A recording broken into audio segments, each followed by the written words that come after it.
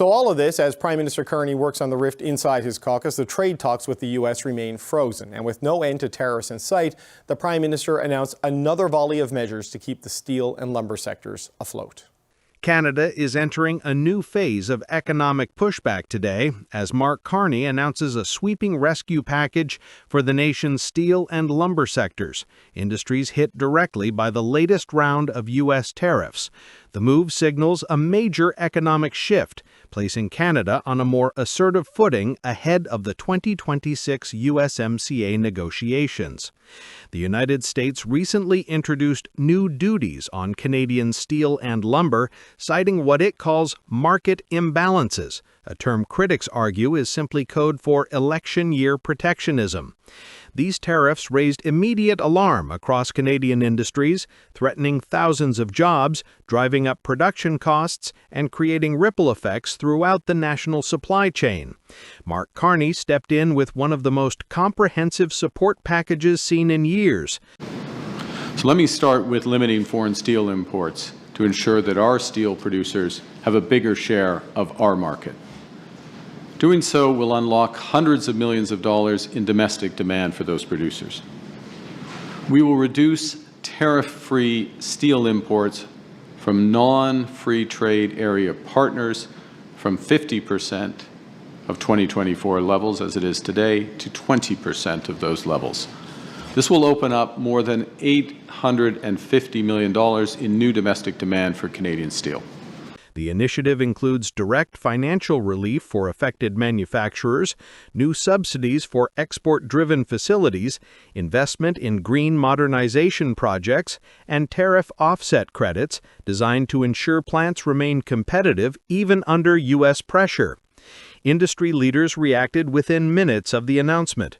The Canadian Steel Producers Association called the rescue package a vital shield in an unpredictable trading environment. Lumber companies across British Columbia and Ontario described it as the stability injection the industry has been waiting for.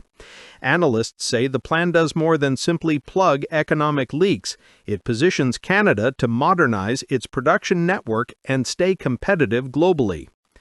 Carney framed the package as both economic and strategic.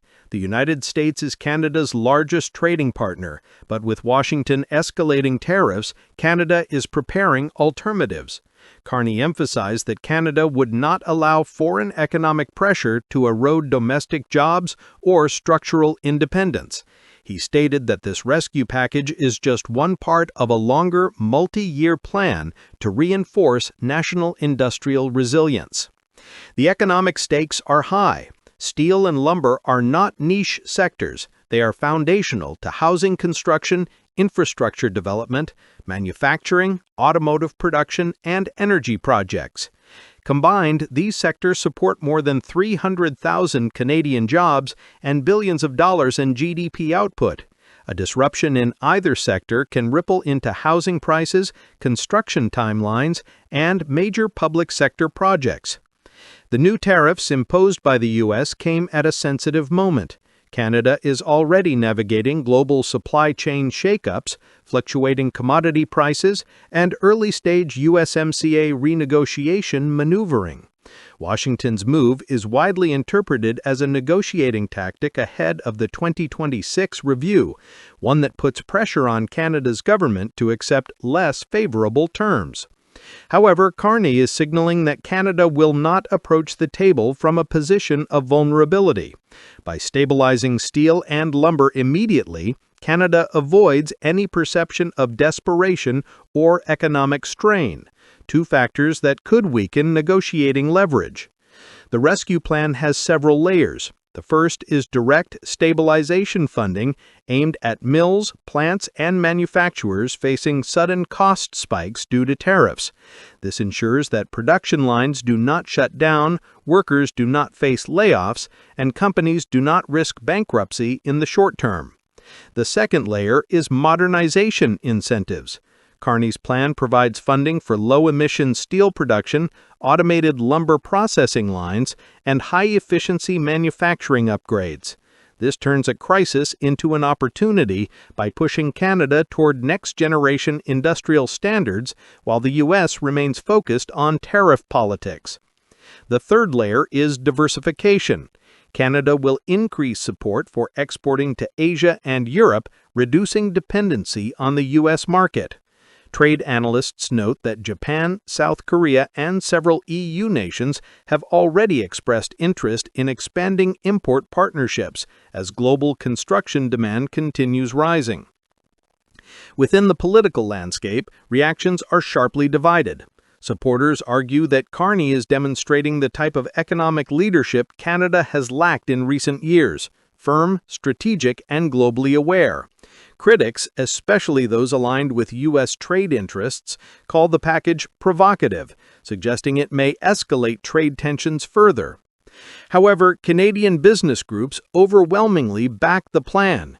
Chambers of commerce across Ontario, Quebec, and British Columbia praised the government for acting with urgency and clarity.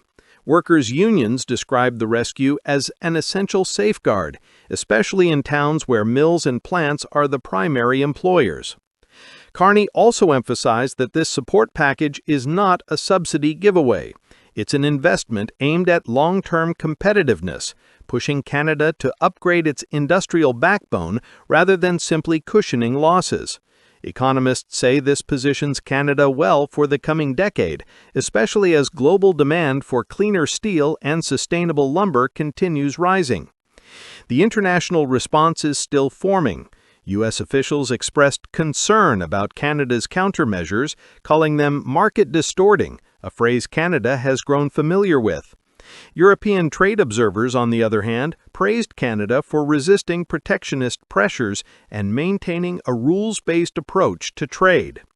Meanwhile, Canadian media has already begun framing this as a defining moment for Carney, an early indicator of how he intends to handle economic policy, global pressure, and cross-border disputes.